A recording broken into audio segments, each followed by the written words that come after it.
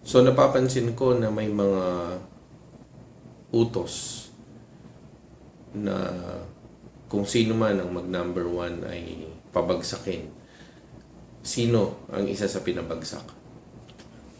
Ang utos ni Ochoa, ito kung makikita niyo maayos, pirmado niya, utos niya kay Laila de Lima na imbestigahan at buksan lahat ng kaso na ukol sa Binay family.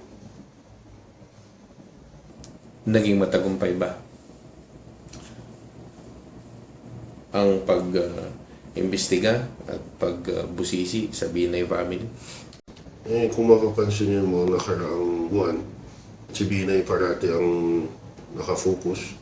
So sa akin, masasabi kong naging matagumpay sila sa pagbagsak kay Binay.